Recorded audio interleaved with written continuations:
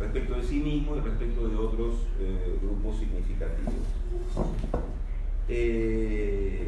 Esta clasificación tripartita también está enganchada con un argumento demográfico. Fue muy criticado Riemann por eso. Hay ahí otro punto posible de contacto con Germán, pero eso lo vamos a ver después. O sea, cada uno de estos tipos de carácter predomina en situaciones, por ejemplo, como las de la sociedad. El primero, el del carácter dirigido por la tradición, es propio de las convencionalmente conocidas en la sociología como sociedades tradicionales, que tienen tasas ¿cómo era lo de las tasas de natalidad de las tradicionales? Equilibradas, se muere mucha gente y nace. Bueno, después se pasa al carácter dirigido desde adentro, que es el propio de la modernidad, que son sociedades que experimentan una altísima, lo dibujan con una S, sí, un altísimo crecimiento de las tasas de natalidad, y bajas tasas de mortalidad, y finalmente se llega a la época actual o más reciente, que es el momento en que escribe Riemann, donde se da una declinación demográfica incipiente, o sea, bajas tasas de natalidad y bajas tasas de mortalidad también. Yendo uno por uno a las clasificaciones o tipologías del carácter, el primero, digamos, es un individuo que está absorbido por la comunidad, sostiene creencias, rituales tradicionales, no hay gran movilidad social, el individuo aprende todo por imitación. Es una modalidad bastante esquemática, aunque él después va a localizar personas dirigidas por la tradición también en su presente, ¿no? Quizá lo más interesante y que de alguna manera anticipa cosas que después se volvieron lugar común en la teoría sociológica a partir de los 80 o los 90, es la división entre los otros dos tipos de carácter, ¿no? Porque, bueno, nada, distinguen dos momentos distintos dentro de la modernidad. La dirección desde adentro es lo que después se llamaría, no sé, modernidad simple o modernidad sólida, y la otra, la más reciente, la dirigida de afuera, que se llamaría después modernidad líquida o modernidad reflexiva, tardía, etc. En Riemann entonces aparece esta distinción que acompaña, digamos, una distinción entre 5 minutos, sociedad de producción, sociedad de consumo. O sea, se pasa de una sociedad centrada en el trabajo y la sociedad, digamos, de la ética protestante, dirigida desde adentro, a una sociedad fascinada por el ocio, las experiencias.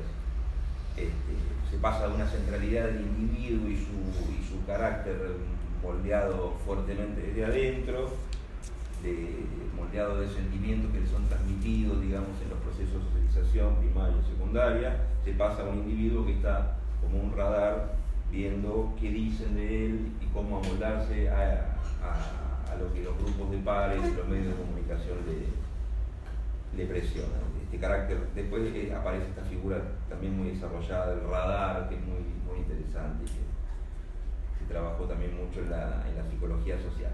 Bueno, nada, Riemann pasa a revista distintas experiencias de estas nuevas modalidades, de estos nuevos tipos subjetivos, y analiza las transformaciones en el mundo del trabajo, en la familia, la participación política, etc.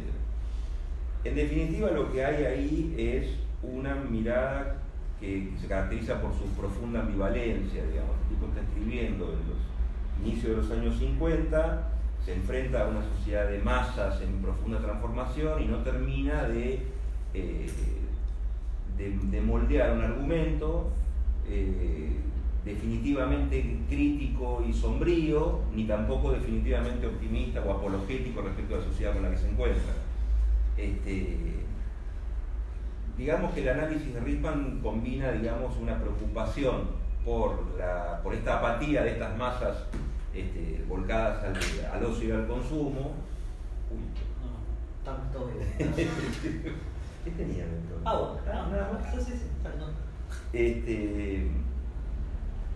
Esta apatía de estas masas que pueden ser también fácilmente manipuladas por los medios de comunicación, aunque también él termina de alguna manera rescatando las vetas positivas vinculadas al, digamos, los márgenes, la ampliación de los márgenes de autonomía personal que también esto puede brindar. El carácter lúdico del consumo, los medios de comunicación, la experimentación. Claro. Sí, las posibilidades de experimentación que se abren para el sujeto bajo esta nueva configuración. Este tipo nuevo, el carácter dirigido de afuera, lo encuentra de momento localizado en ciertos sectores de clase media y media alta, de las grandes ciudades, tanto de la costa este como de la costa oeste. En cambio, en el resto de los Estados Unidos, y supone que también en el resto del mundo, predominan otras mentalidades, otras configuraciones de carácter. Bueno, digamos que hasta acá con Riemann. Después, en todo caso, si dan tiempo, nos pregunta. Bueno, ¿cómo engancha todo esto con Germani? Bueno, nosotros nos metimos de Germani, obviamente, ustedes no vamos a ni a explicar acá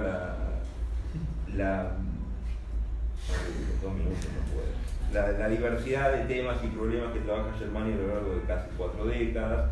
Nosotros nos centramos en 2 textos, básicamente, el capítulo 9 de Política y Sociedad, el archileído de Integración Social de las Masas a la Vida Política y Totalitarismo, y un artículo del 67, pero que recoge reflexiones previas que salió en una revista. Bueno, es un artículo que se llama Mass Society, Social Class and the Emergence of Fascism. En esos 2 artículos encontramos condensada una teoría de la sociedad de masas, que es también y al mismo tiempo una teoría de la sociedad moderna, que debe ponerse a la altura del desafío que supone para una teoría sociológica de explicar también las anomalías de la sociedad moderna, y entre ellas el totalitarismo. Entonces, Germani por un lado reconoce que la democracia implica derechos políticos, sociales, culturales, morales, y debe encajar de algún modo con las características intrínsecas de la sociedad moderna, tales como la urbanización, el capitalismo y demás. Y a esto se le suma, como si esto no fuera suficiente, se le suma la preocupación por una integración normativa y psicosocial del sujeto con el entorno. Ahí, plin, se abre la ventana de algún posible enganche o cruce con lo que estaba planteando Riemann antes, ¿no? Ahora bien, esta integración del individuo en la sociedad moderna está acechada por una posible desintegración. Y esa desintegración va de la mano del diagnóstico de la sociedad de masas. O sea, democratizar y extender la libertad a diversos ámbitos sociales, cita textual, significa un grave peligro, pues para que esa libertad pueda ser efectivamente ejercida, es necesario contar con las condiciones objetivas y subjetivas adecuadas. Entonces hay una tensión ahí también, así como la veíamos en Riemann, hay una tensión en la mirada de Germani,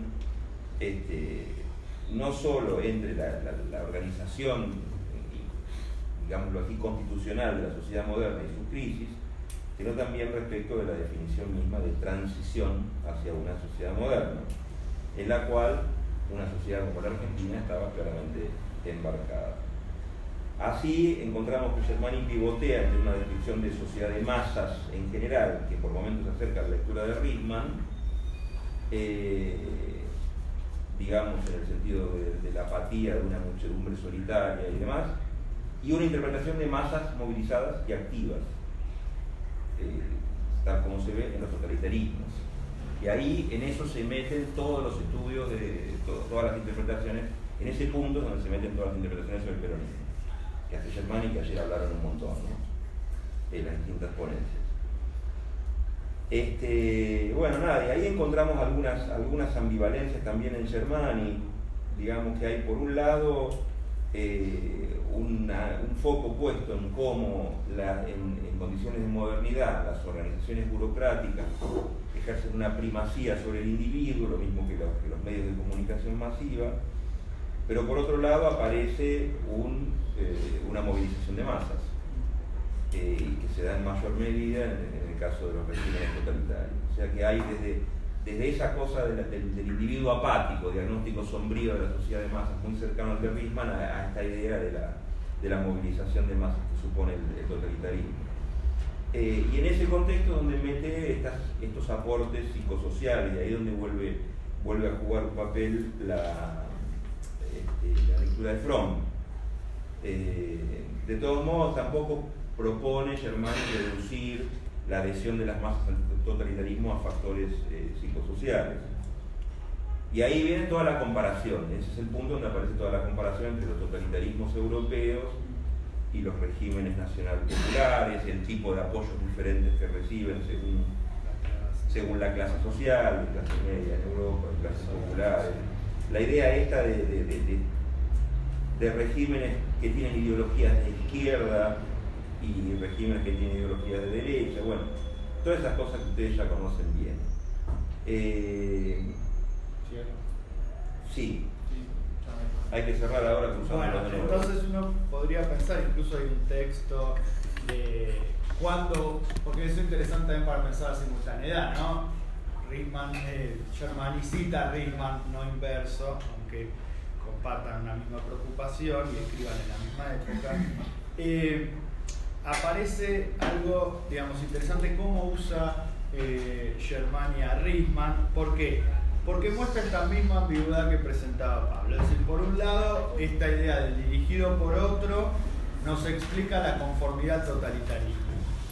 Pero por otro lado, esa idea de el dirigido por otros, el radar, es también electivo. Eso aparece en distintos. Es un uso electivo. Es electivo igual que el dirigido interiormente. Esa elección implica entonces y digamos algo que Ana trabajó muchísimo, que es si no hay ahí, en esa discusión, en esa ambivalencia que comparten Riemann y Germani, una anticipación de esa tensión en la narrativa de la transición de Germani, ¿no? Es decir, si no hay entonces la pregunta de cuando por momentos Estados Unidos aparece como el modelo del welfare state hacia la transición, normal y no desviada, pero la misma lectura en la introducción de Riemann implica que Estados Unidos no está tan bueno, digamos que el propio Estados Unidos es algo que va a desarrollar ya al final de su vida, ya viviendo o yéndose de Estados Unidos, viviendo y yéndose a Italia, es decir, donde Estados Unidos es y no es el modelo de llegada, ¿no? Ese es un poco lo que nos parece. ¿Por qué? Porque y en el texto 79 que inventaron ayer varias veces ya aparece diciendo no. Donde se explota ese modelo, porque aparte de Estados Unidos, bueno, lo racial, ya el neoliberalismo imperante, que empieza a crecer ahí. Pero entonces aparece ese juego en donde la crisis de la modernidad pivotea en esta apatía, ya bien welfare state, bien estado de bienestar, sumisión vinculada sobre todo a la relación con el consumo, o bueno, una movilización activa totalitaria en general, donde el peronismo entonces juega también pivotea entre ese problema de la apatía del consumo, de un estado bienestarista y cierta movilización similar, aunque con todos los clivajes totalmente distintos, al fascismo, digamos, ¿no? En el sentido del totalitarismo de izquierda. Entonces, lo que nos parece interesante es cómo eso también revelaría, eso ya es más arriesgado, tuvimos un debate con Germán y con eso cierro, digamos, cómo eso también repercute en la propia tensión que tiene Riemann, ¿no? Como ponerlo en esta simultaneidad compleja, heterogénea y desigual, nos permitiría también pensar qué pasa con esa ambivalencia, porque esa ambivalencia es la ambivalencia de los suburbios, o sea, lo que está describiendo Riemann es la vida de los suburbios. Y esa vida de los suburbios, 10 años después, aunque ya se podía intuir quizás en los 50, ya en los 60, es la huida de los blancos de la inner city, el famoso white flight, ¿no? Digamos, donde entonces la tensión racial aparece también distribuida en estos modos de dirección, ¿no? Y ahí entonces esa tensión, digamos, se le introyecta también al propio Riemann en el debate. Eso nos parecía interesante que podría generar una mirada.